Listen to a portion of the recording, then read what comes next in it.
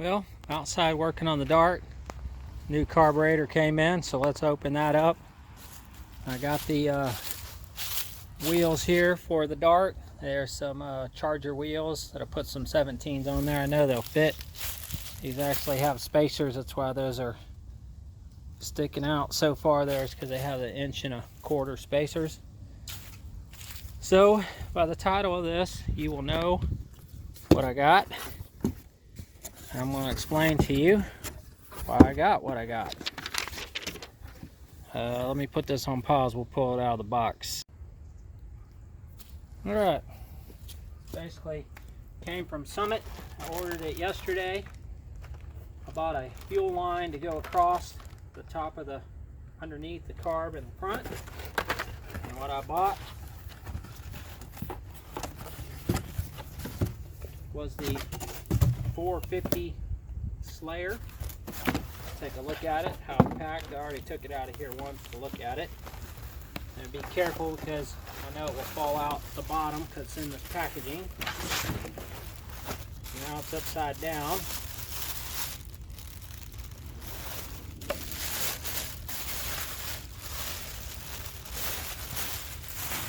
So we got some instructions and some gaskets, and it's basically looks like a Holly with some sight glasses on the side here, choke. So it's actually going to be on there like this. Fuel is going to come here and go around. That's why I bought this, to move that fuel line over to the front.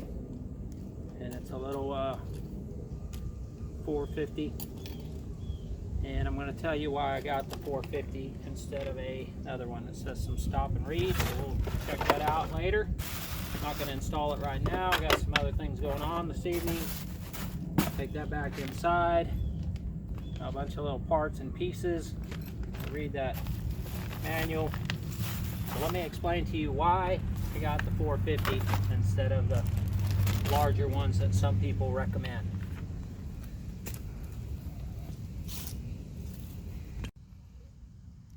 Okay, this is my own chart that I made using a website called GT Spark Plug.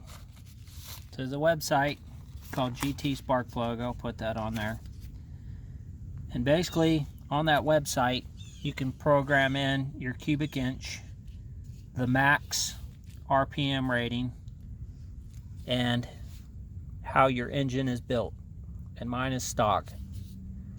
So I know by looking at some of these other websites that my stock carburetor 1977 dodgetalk.com said a 318 is 285 cubic meters of air.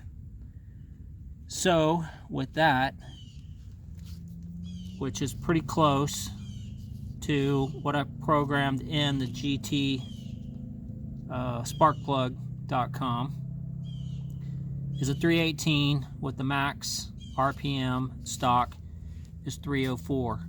And so that's probably why they have the 285. That's probably where they're getting that number. And so I went to Automobile Catalog and I looked at the stock rating, stock horsepower, and that is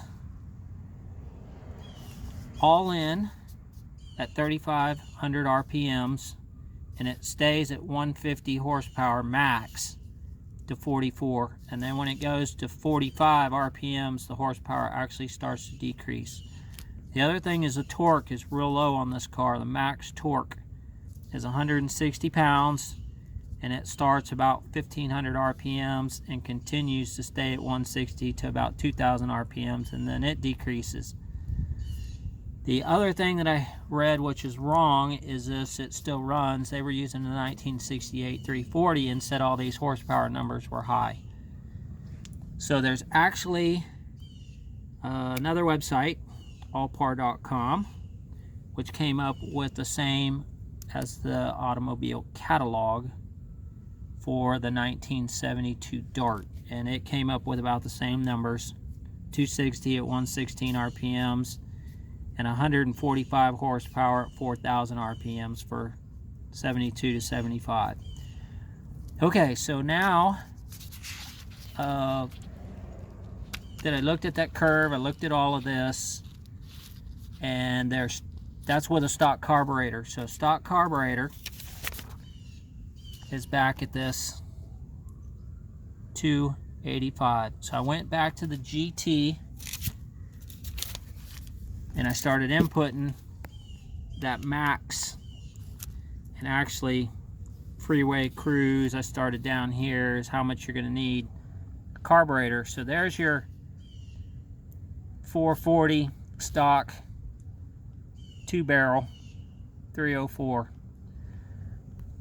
So if I program that in at 44, 5, 6, and 7, at 5 I come up with the 2 for the stock, and if you're mild built, which mine is probably not, is 390. And I'll tell you what these are here, the carburetors you can purchase. So that's, if I can wind this up to 6,000 RPMs, I'm going to need like a 414 cubic foot carburetor, and I would probably never see this at 7,000. That's where this engine starts coming apart, 7,000 RPMs. Stock build, I would need a 500. So my choices is Edelbrock and a 600 and a 500, and that puts me way up here at this race engine to utilize the Edelbrock. Now Holley has all these choices too that are 650 and Demon. Now I tried a 625 Demon on this car, and I have another video on that, and it just, you know, was just too much carb for this. So what's on here now is the 1406 600 CFM, and look at where that's putting me. To utilize the full potential of that carburetor, you need to be way up there. So you'd never use the full potential of a 600 cubic feet. You're at 580 race engine. So even if I could wind it up to 7,000 RPM stock, I'd only need a 500. And that's if I thought I could wind it up that high. But considering those peak numbers are at 44, I'm way down here.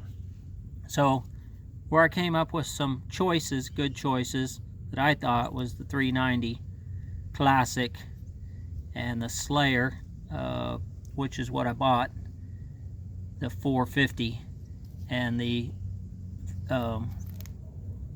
Avenger. Now I wanted to buy this Holley one, and I'm going to tell you why I didn't buy that one, and that's on a different page. But basically that puts me better than stock and clear up here at 5,000 RPMs, maybe almost pushing 6,000 RPMs that I could use at 390, which is almost 400. So I mean, that would be a pretty good carburetor. But the price of that carburetor was $525, and this one was $325, or actually $306. And with these parts, it was $350. So it was $200 more, and I actually went online and read the instructions for the Holley 390, and the tuning instructions seemed to start getting complicated. Kind of reminded me of this, where it's changing all those stuff, and you gotta just know too much about changing stuff. And so basically I went with the 450, and that's going to put me way up here if I wanted the full potential to get me like 6,000 RPMs.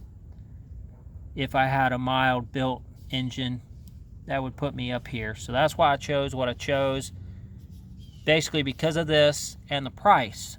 Price kind of changed what I wanted to get out of it.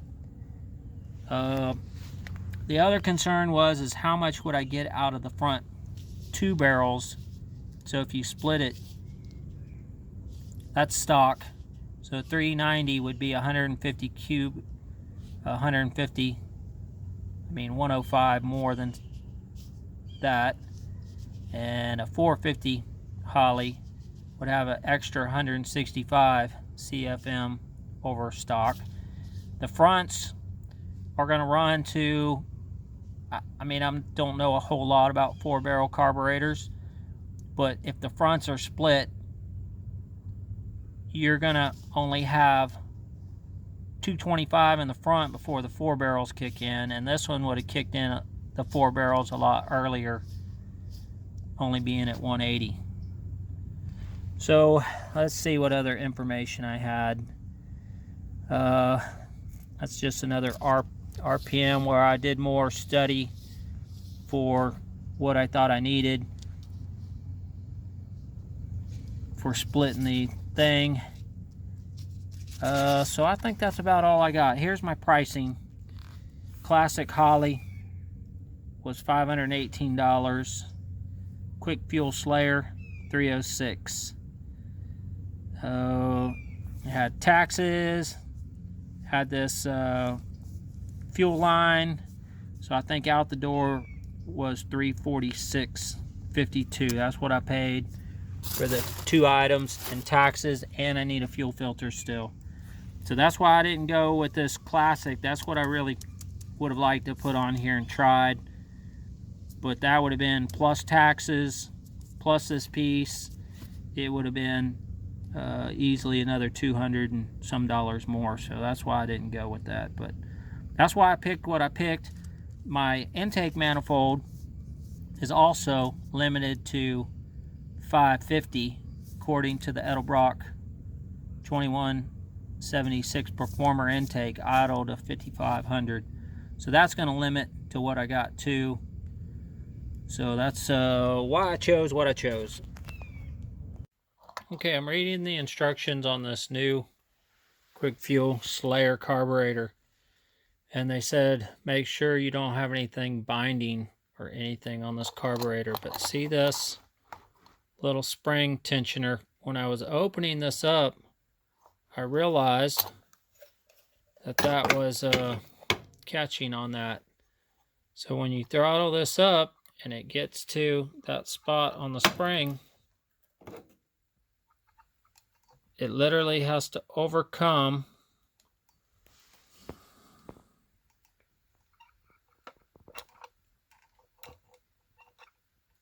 and move. It's actually not moving the spring, it's moving this on the shaft. So that little spring sticking up right there is causing a binding. So it didn't take me long to figure out something wrong with this, so I'm going to get some needle nose pliers and try to bend that spring over that way just a little bit, but I don't know. It's just all part of getting something new, trying to make it work, make sure the thing don't get stuck open.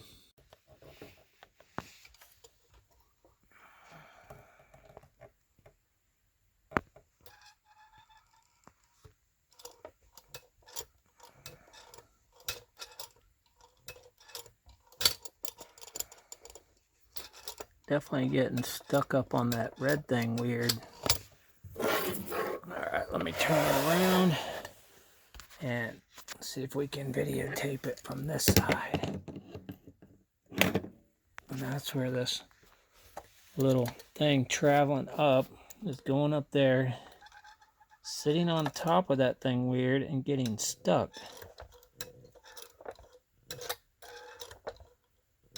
So I don't know if that's supposed to be like that, but we're going to find out before we install this thing. Now I want to put a date and some miles on this thing and a better arrow. Arrow is pointing right there. So we're going to replace that thing. I got a mess here. Need the bolts for this. Going to pick them up tonight. Need to hang that back up there or buy a new one. Batteries still don't fit.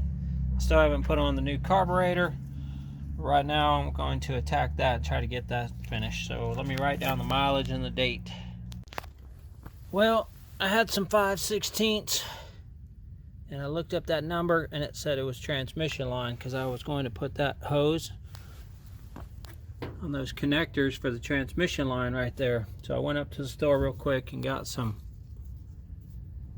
real, doesn't say that on there because it put it on there. I'm not sure how I like that, about, I don't know, 5 inches from the headers. And even the fuel line hose is freaking 5 inches from the headers. It just seems kind of dumb that they put that close. But it is what it is.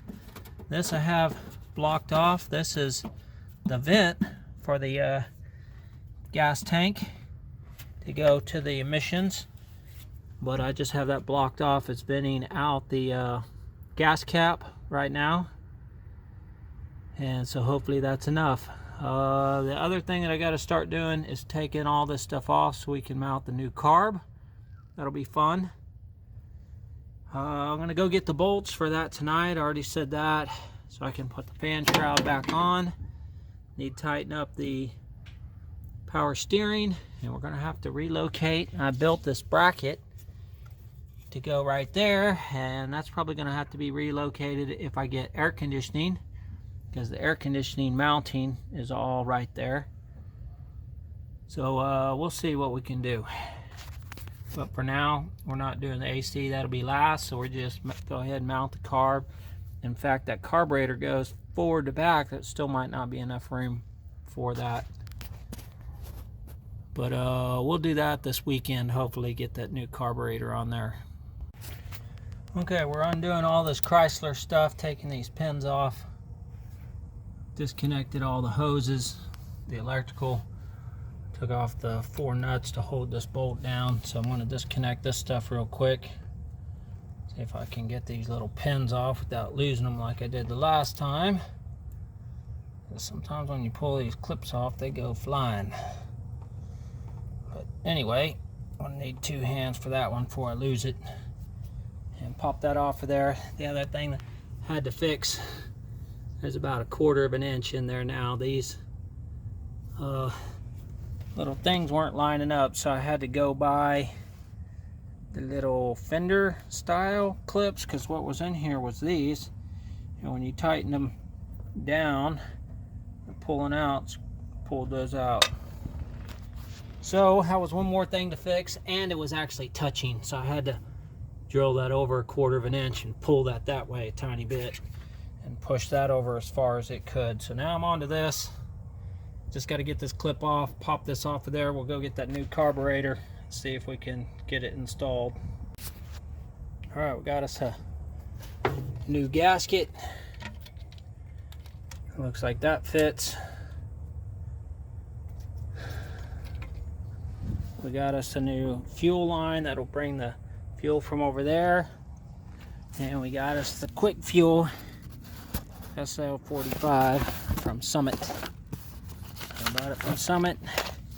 Has some more gaskets and stuff. Some extra springs and pieces that we're not going to need. And a brand new carburetor that I've already taken out of the box once. So let me dig that out of the box. Okay, it came with this paper gasket with the carb. I don't like it. This is more of a waxy, I'm sure it's just a better quality paper. I don't feel any wax. I'm calling it waxy, but anyway, should be that simple. Paper gasket on the top. We'll see if anything else is in here I need to read in a moment.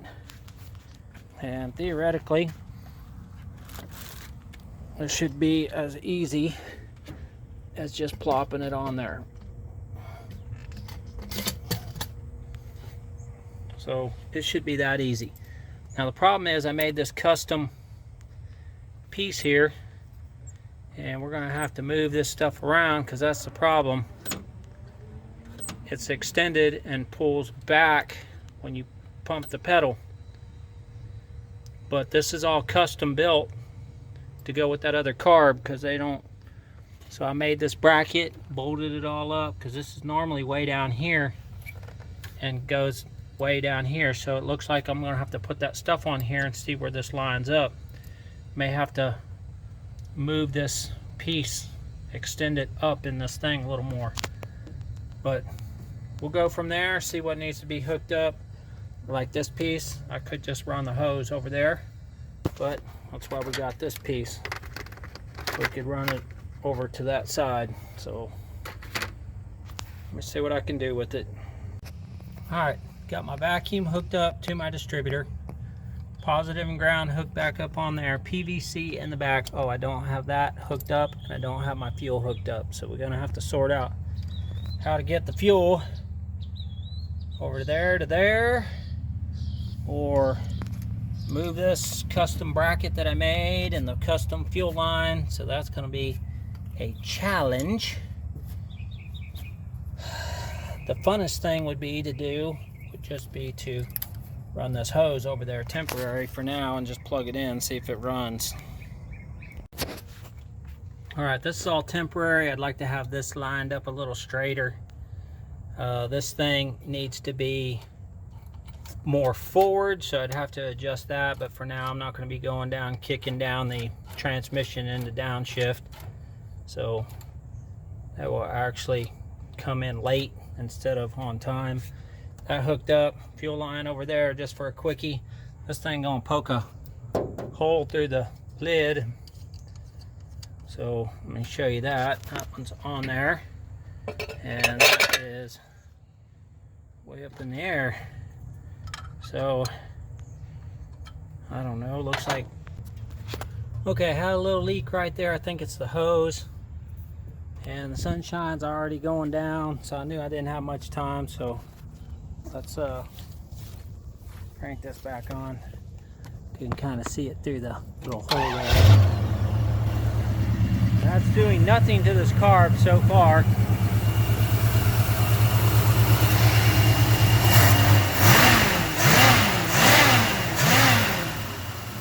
Seems like it's bogging down a little bit.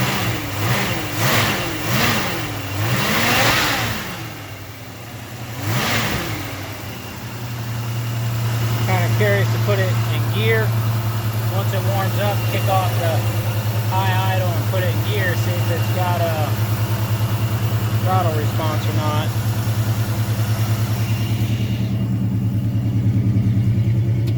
Seems idling a little high for me.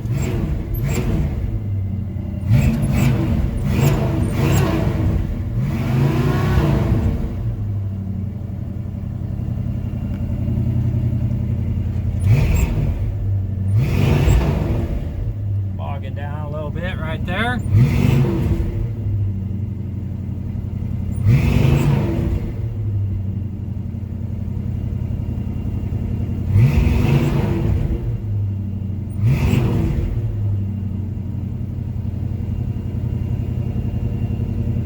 Okay, well, it runs. Don't like the idle, but we'll figure that out. Lower the idle just a smidgen after it comes off the choke.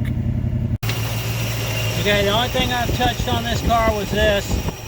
This is your idle speed, and I'm pretty sure the choke's off already, but this thing was way up. So you gotta lower it down to your desired speed. I think it was more like that. That's too high. See how that's coming off? Low. It'll be right there. Without some sort of tack telling you, or best thing is just put it in gear to see if it creeps forward. I like mine to barely creep when it's in gear, without stalling. So that's probably still too fast.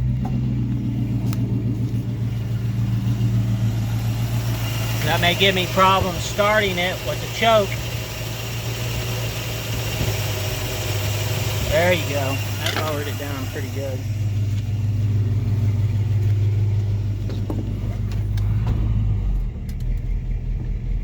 So that creeps in gear.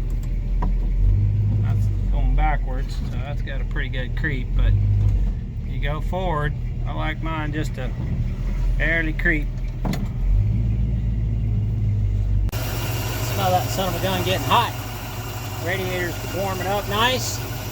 Tightened up my power steering, not hitting the fan blade. Need to put some slick oil stuff in there. I didn't even check the oil. Here's PVC. See where the PVC valve goes. I have to I hear it sucking wind somewhere. Have to figure out where that goes. Connected under there, but that's not PVC.